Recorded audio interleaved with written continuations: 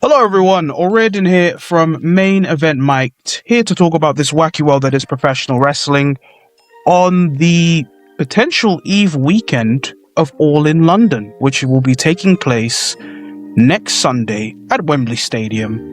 Going to be talking about that, going to be talking about what transpired in the world of World Wrestling Entertainment, as well as All Elite Wrestling, and as well as New Japan Pro Wrestling, because that G1 Climax final, so good. So good. So good. Talked about it a bit on the Tiki-Toki, and might talk about it a little bit more here in this video, but we're going to start with WWE Monday Night Raw, which took place this Monday. I thought it was a good episode, and I think it was very eventful because of the main event angle, which involved Solo Sikoa needing to answer back to the Bloodline. After losing his match last week to Jey Uso, he was called to come back to the Bloodline. And I think what made this work so well at the time, and I think it still does, is the Bloodline are just heels. I feel like throughout this whole segment, you felt like the Bloodline were the heels.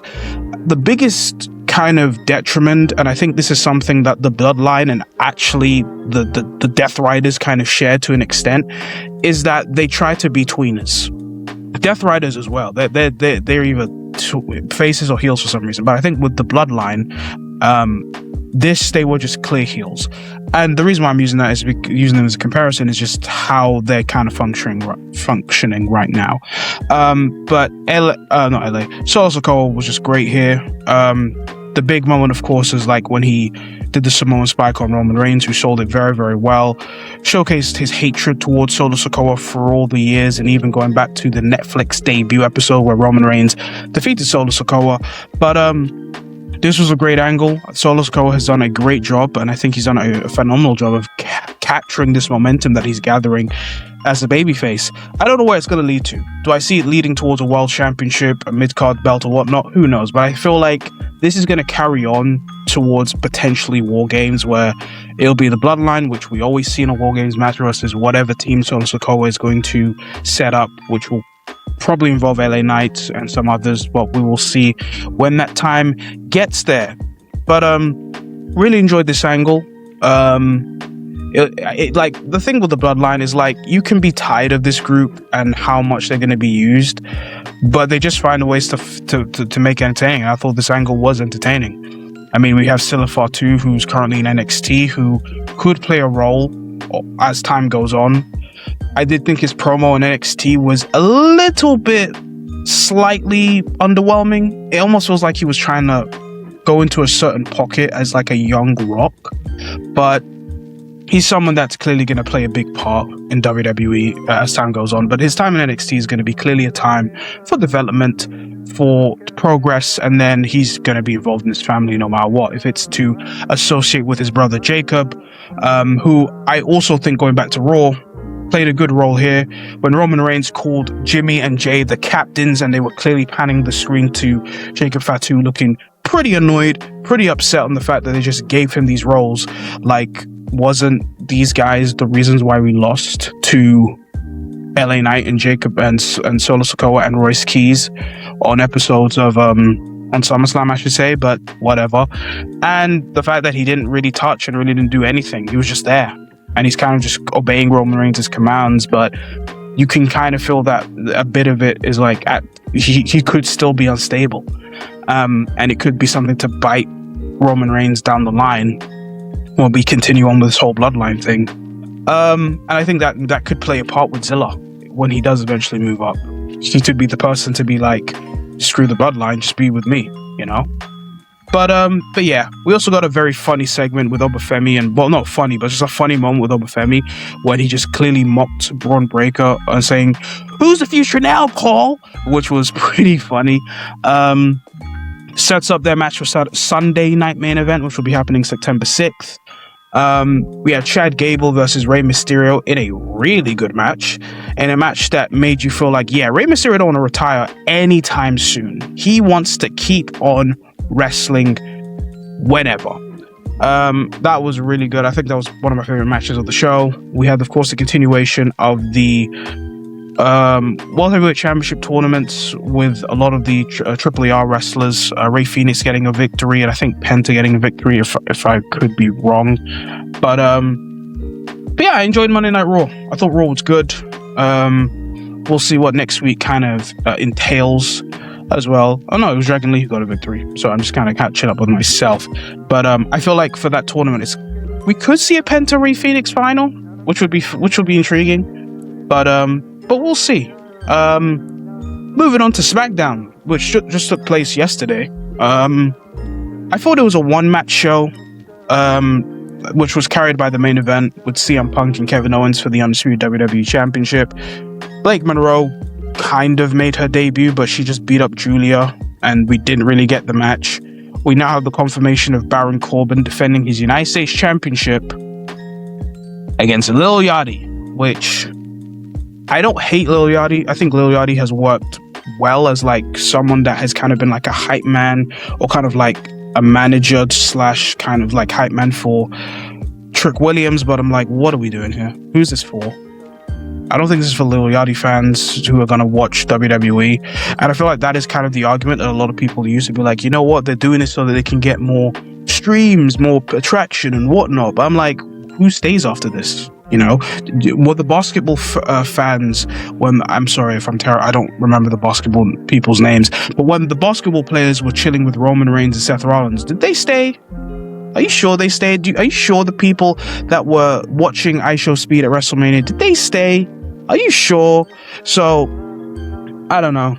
I just think you could do more adequate time with the United States Championship than this, in my honest opinion. But hey, they decided to do that. I'll actually talk about it after this. But yeah, I thought the main event between Punk and Owens was good. It was a good match. Kevin Owens hitting a sharpshooter in Canada. Of course he would. CM Punk was kind of embracing the heel heat that he was getting, especially it being in Kevin Owens' hometown. But we had the finish of Sami Zayn hitting Kevin Owens with the championship after actually trying to help Kevin Owens win by blasting CM Punk with the belt, and then Kevin Owens hitting a finisher for a 2.9 second near fall. And yeah, Sammy was trying to say like win this way, but Kevin was like no, but then Sammy blasted Kevin with the title. CM Punk hit the go to sleep to get the victory and to retain his championship, but this allowed Sammy to attack Punk later on and then attack Kevin, which is pretty much setting up a triple threat down the line. I don't know if it'll be for Money in the Bank, which it could be that, or it could be for Worlds Collide. I know CM Punk is going to be on that show. But yeah, good match. Pretty predictable ending with Sami Zayn getting involved. But it does set up Punk's next challenges. I know that Punk had an interaction with Randy Orton, so that could also be another option down the line. But I know Cody and Randy are still feuding, and we have them wrestling on Sunday night main event as well. Seems like they're trying to stack up that Sunday card, Sunday night main event show as much. But yeah, SmackDown was fine. I think it was, like I said, a one-match show.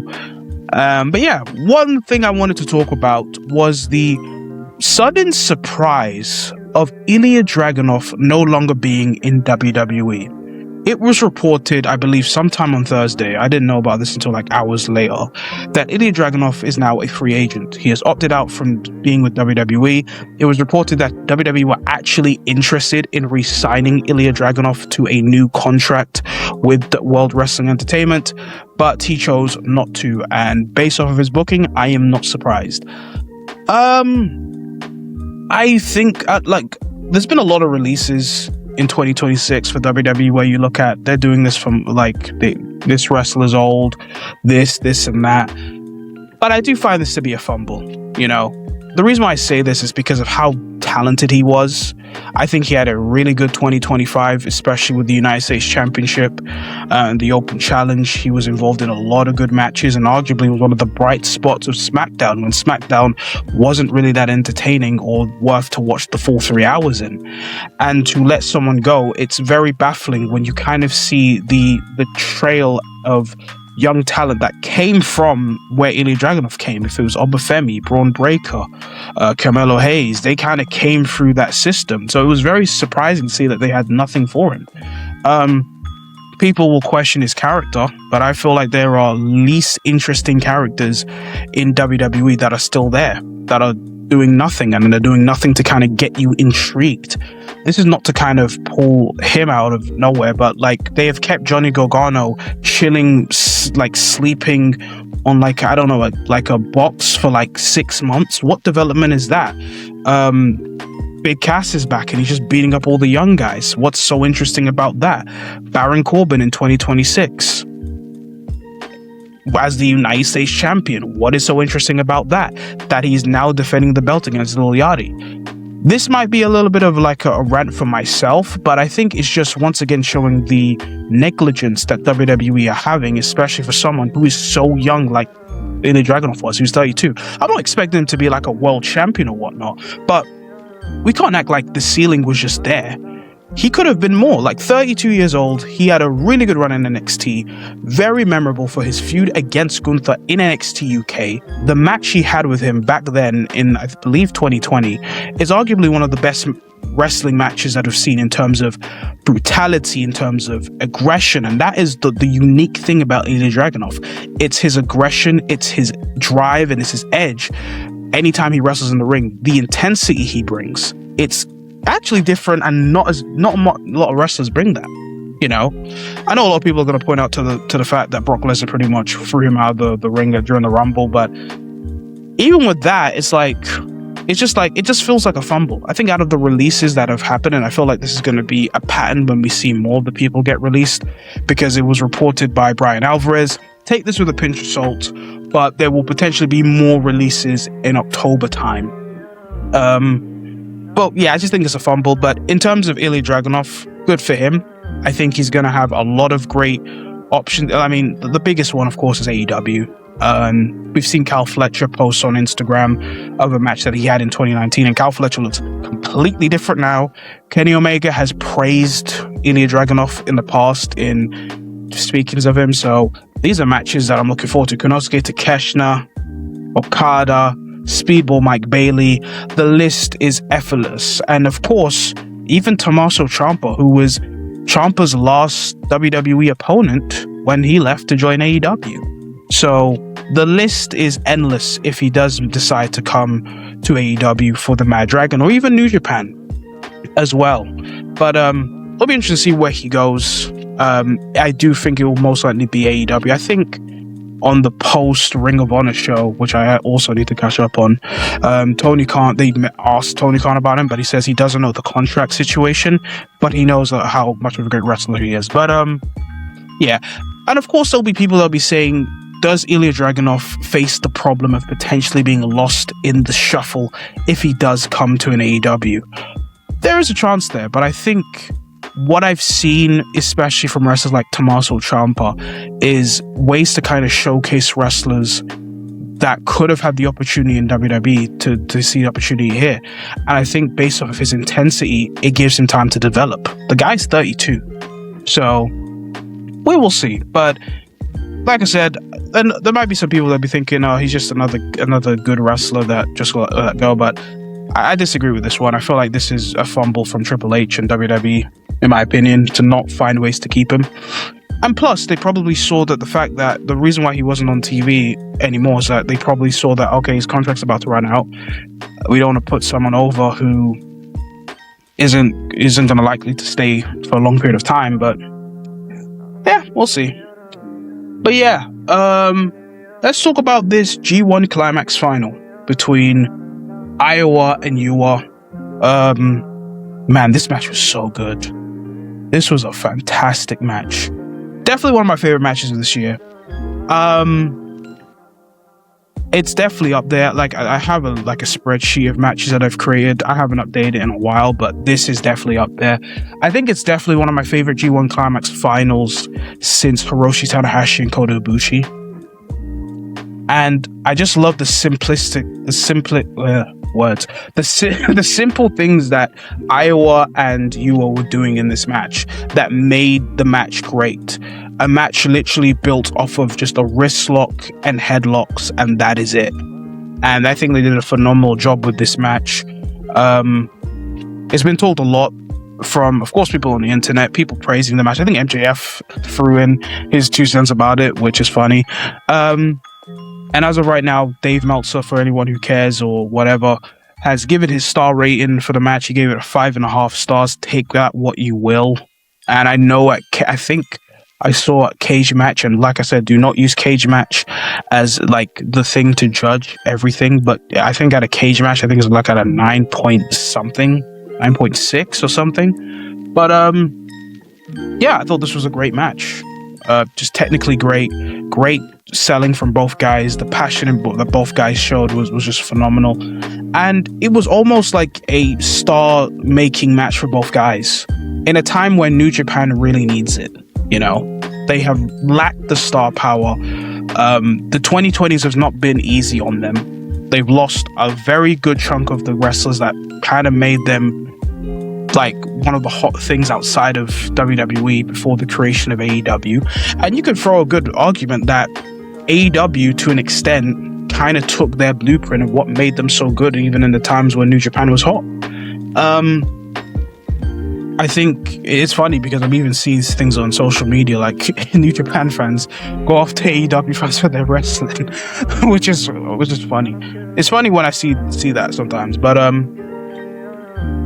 it's funny, but it's also like we can praise one match without trying to bury another one. But hey, that's just the good old wrestling discourse on the internet. That's why I don't stay on it too long. But staying on this match. Incredible match for both men. Definitely matchmaking for both, and hopefully this can now push them on to what will happen down the future. I believe after the match, Iowa wanted to confirm his opportunity for the IWGP Championship against Yota Tsuji at King of Pro Wrestling in October. I could see Iowa winning the belt there, and then why not set up a rematch between him and Yuya for Wrestle Kingdom, which I will be there for, you know, and I will be there. I think also on the show, I only saw the final, so I didn't get to see the rest of the show, but I did see Jeff Cobb make his return to New Japan after what was a pretty wasted year that he spent in WWE. You could argue based off of him and then the ridiculous booking that they did for Jeff Cobb, of all people. So Royce Keys, be careful. Even though you got a SummerSlam match, be careful. Yeah, I really enjoyed this match. Definitely will recommend this match to anyone. This is like a match I feel like anyone could watch, and I feel like old school wrestling fans would enjoy. Especially in a time when you can argue the state of wrestling has changed, where your typical wrestling match is completely different to what I saw with Iowa and Yuya. Where of course there's going to be a lot of moves, or a lot of moves that will kind of do things that are death-defying, that will kind of take you out of your element, or do things that are completely crazy, aka what Darby Allin does every single week on Dynamite. But not to say that that's bad, but it is something that is kind of a breath of fresh air, especially in a year that we're getting in 2026. And yeah, just wanted to just praise on this match. So once again, really enjoyed this match. Definitely recommend this match from the G1 Climax final. Let's talk about All In London 2026, taking place this Sunday, 30th of August, Bank Holiday Monday. I'm looking forward to this card. This card looks great. So far, there's 9 matches, but I feel like they're going to add another match. Of course, they are. How am I feeling about AEW? I think the shows have been good. I thought Grand Slam Mexico, which I talked about in the last video, was a great show.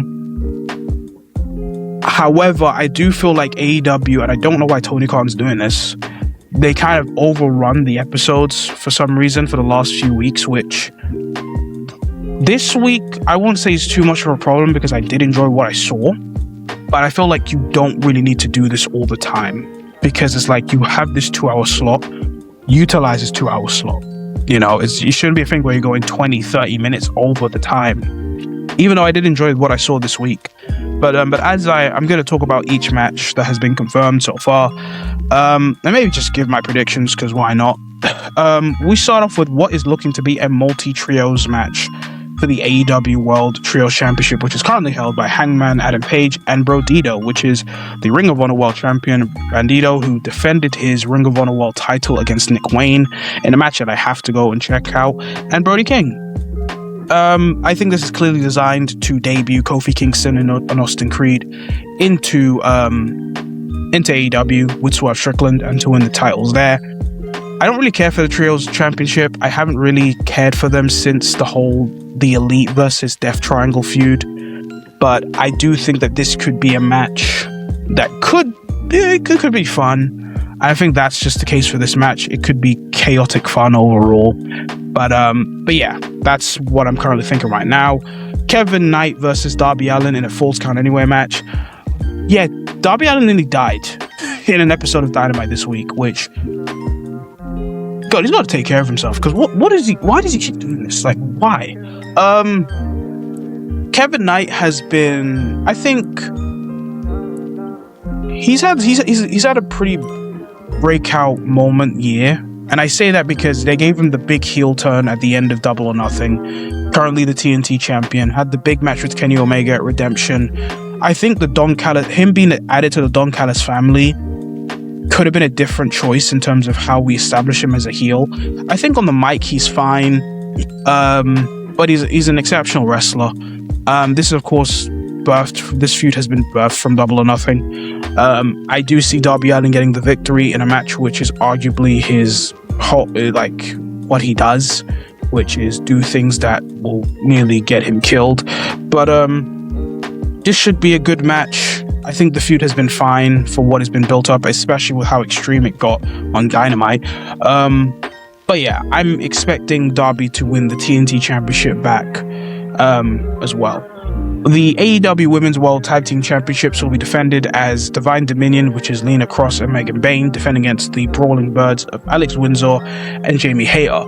I think this could be one of the better Women's Tag Team Championship matches. I do like all 4 women in this match. I think the build has been fine, you know.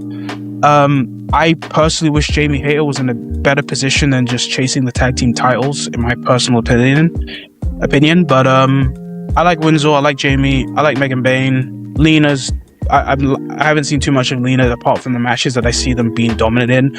But we're in London. I think this is going to be the time where we crown the new tag team champions in UK home soil. So that is what I've gotten. The Continental Challenge Cup final. Based on what I'm seeing, I can't really give a prediction right now. I think this tournament has been cool. We had some really good matches. If it's Jay White versus John Moxley, John Moxley versus Jungle Boy, I just kind of felt like this is designed to give Moxley to keep the belt. I just don't think they're going to drop the belt off of Moxley anytime soon.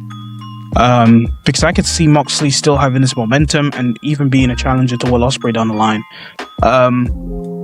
Like I said earlier, I think having these many tournaments for the Continental title could have been maybe used for the World title, but that's why we have the Casino Gauntlet as well. But I kind of predict Moxley to go all the way, but maybe they do Moxley, Nigel McGuinness in London. I know Nigel has an injury and was able to go through, so but yeah.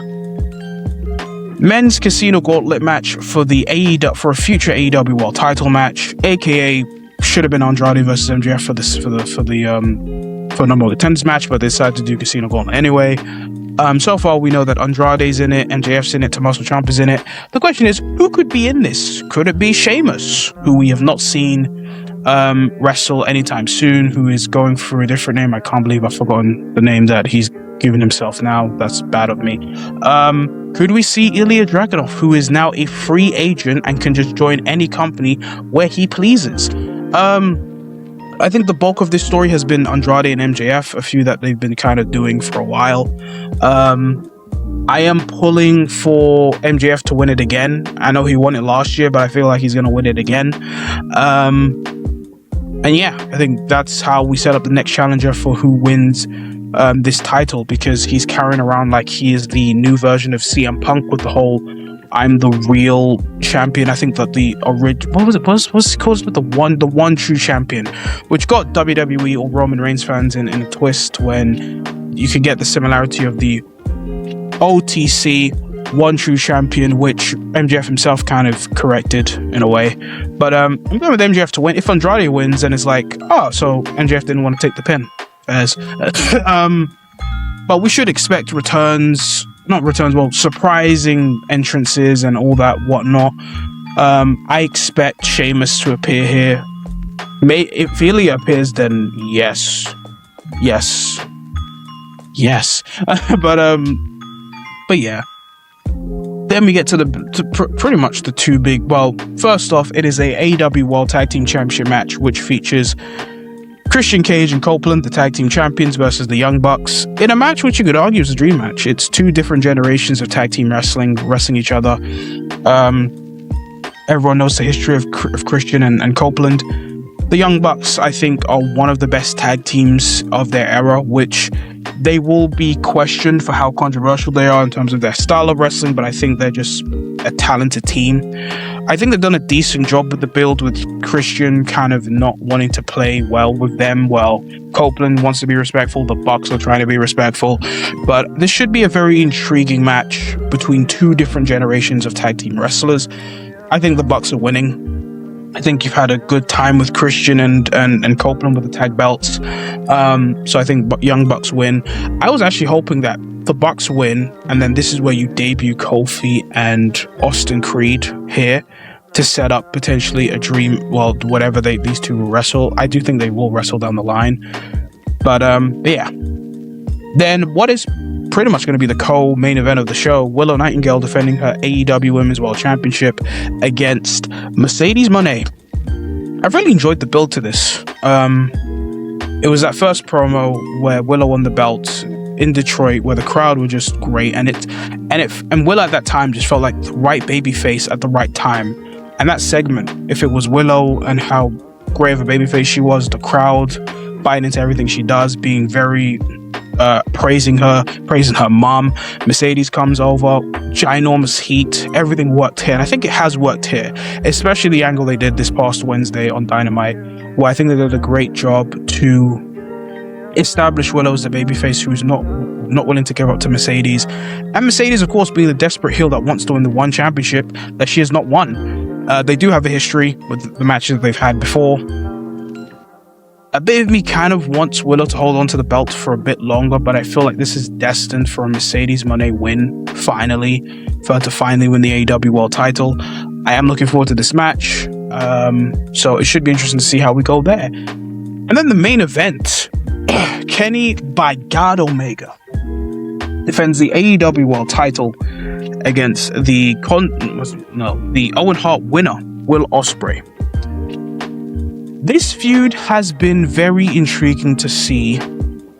It almost feels like the last few weeks they've kind of channeled the New Japan Wrestle Kingdom rivalry that they had back then a few years ago, where they clearly didn't like each other. Well, where they presented themselves, they didn't like each other. I remember that promo they did before Wrestle Kingdom 17, which Will was kind of discussing, and it was very similar. Like, even in the this week's episode of Dynamite, Will was kind of discussing the differences between Kenny and Will. Like, when you left for AEW, I stayed in Japan.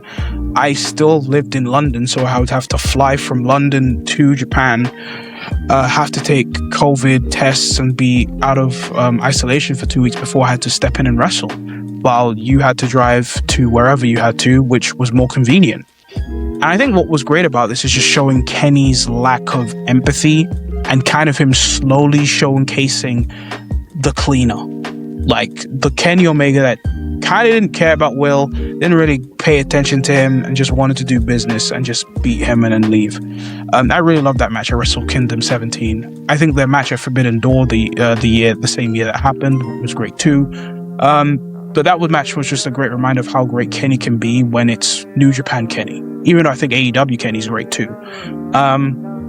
Kenny was mean, and it's like Kenny was bringing up his family, bringing up the wife and the kids and everything. It's like Kenny switched the dime to 100 as a heel, or just back to the cleaner, to that Kenny that we've seen in Japan, if it was portraying AJ Styles or just being the heel or trying to chase being the top gaijin in New Japan.